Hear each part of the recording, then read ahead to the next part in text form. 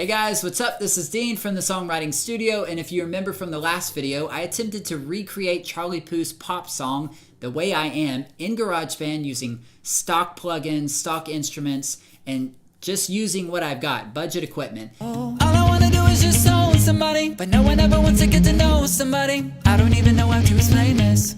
I don't even think I'm gonna try. So, today we're gonna jump in and talk about how I did that, and you know what? We're not having a bunch of fancy edits and everything. I ain't got time for that. So we're just going to jump straight in, okay? All right, so number one, what gear was I using? Start with the interface. I was using a $99 interface called the Focusrite Scarlett Solo. Man, it's just a great interface. It's small, it's compact, delivers a great clean signal. It's super easy to use. You just plug it in. I love it. And it's only 99 bucks brand new, or you can get it used for probably 70. So highly recommend that. Then number two, my microphone is a Bluebird.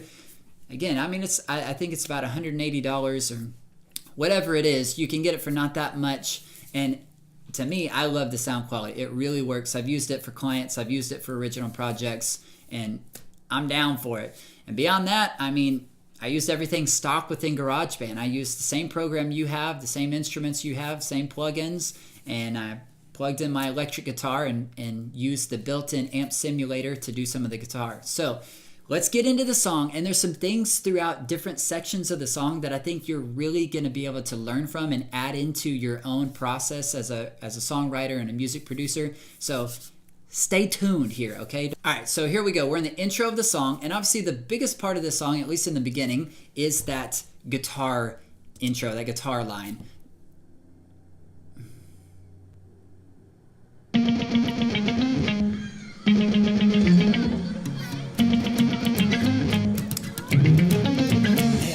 So that's kind of the main hook of the song that goes throughout the song. So here's how I created it. I essentially did layers. I started out with a MIDI electric guitar and just went, it needs a little more something. So I added in this layer. Now it's better, but it needed a little more something. So I have 3 layers there, and that's a note for you guys. Sometimes you got to work in layers when you want something has punch to it, yet has like warmth and roundness to it. So I don't know, that's what I worked on. Does it sound perfect? No, I'm not saying it's the best guitar sound ever. I'm just saying that's what I used with what I had. And then beyond that, we'll move a little bit forward into the song. So we have this acoustic. And I mean, I just listened to what he played and tried to mimic it and recorded it using my microphone. Basic processing. That's it, ladies and gentlemen. And then we'll get into this part of the song, and I think there's some things you can really learn from this part of the song. And the biggest part of this verse is that the timing is so important. Da da da da da da da da da.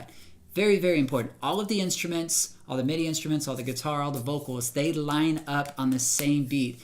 And that means we've got to be really, really tight with all of our different instruments and vocals. So I'm going to show you how to have a really, really tight timing without doing 100 takes and doing it perfect. So let's start with the kick drum, because that's a main feature in this part of the song. And it's very succinct in its timing. Come on. So da da da da da da da da da. So here's what I do. If I'm coming up with a drum part like this, I'll record with the metronome on and get it as close as I can. Which, that's not bad. But then the real magic comes in is I will highlight that region, come down here and click region. This is in my edit window, by the way. Or you can just double click that track or that region. And I'm gonna go down to time quantize, and for this part I'm hitting 16th notes. And if you can see over here, if I take it off, you see it sliding out of place. It just keeps it perfectly in time, and that's really important for this part of the song. But it's not just that. I did the same thing with the bass. I did the same thing with the guitar, right?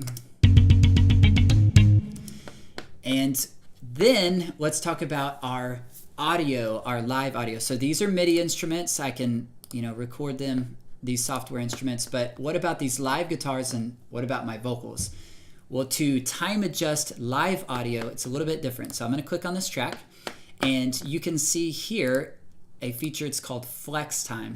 And so you can see I've already lined it up, but if I click off my adjustments, you can see how my guitar performance was actually a little bit off.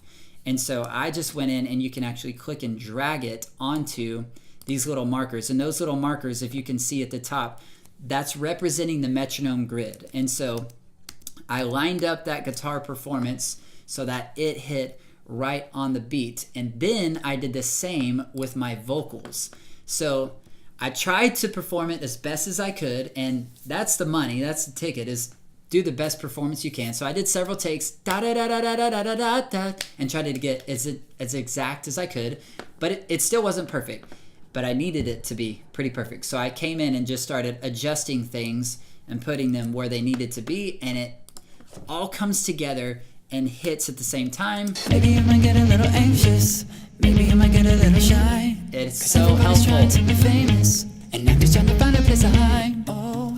So it's really, really important at this part of the song. If those things weren't all lining up, it would just sound chaotic and all over the place. All right, so beyond that, let's move forward in the song, and I'm going to move all the way to the pre-chorus. Hit play on it.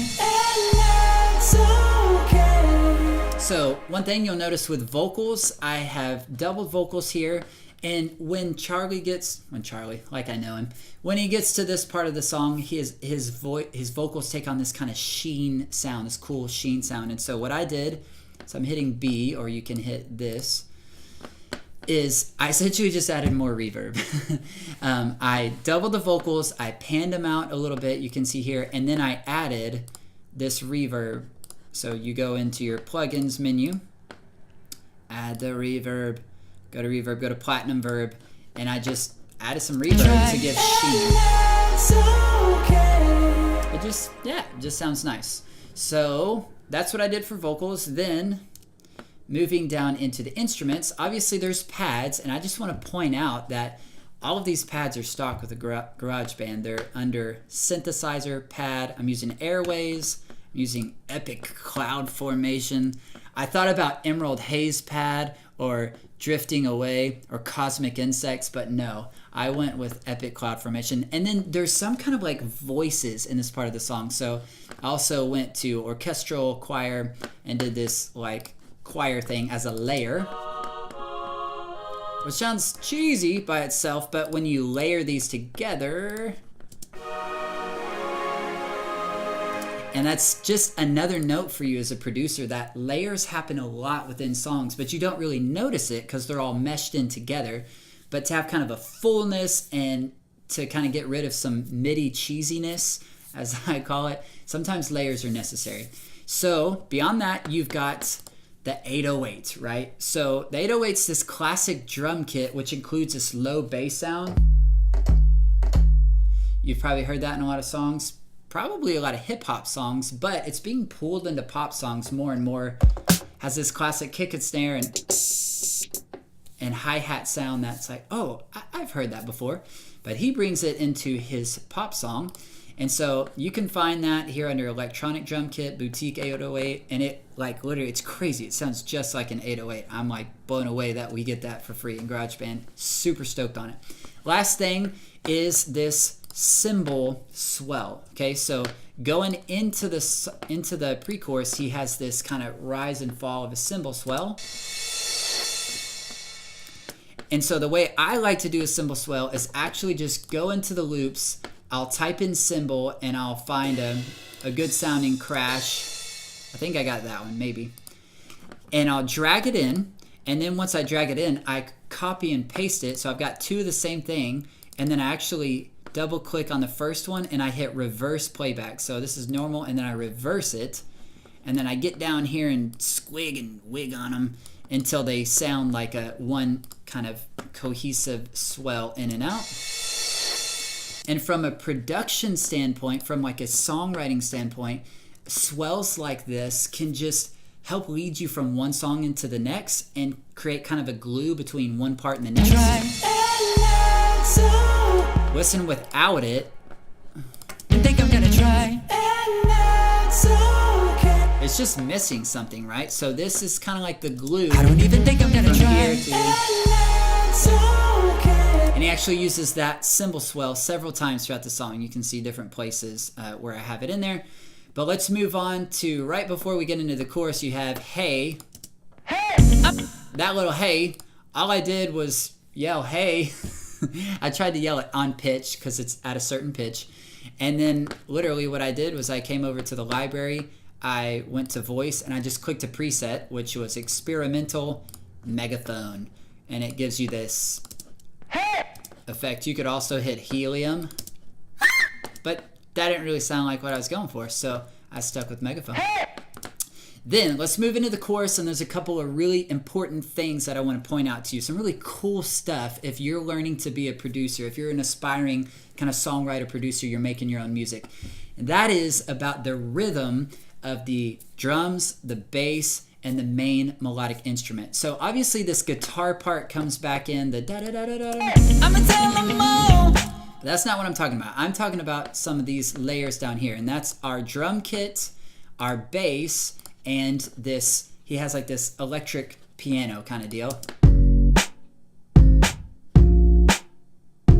So here's the thing I want to point out. Obviously the drums, I'm quantizing them. They're right on the money, but I'm also doing that to the bass because listen to this. This part's really important. The way there's an in-out of these instruments in line with the drum. So it goes in, out, in, out, in, out, in, out.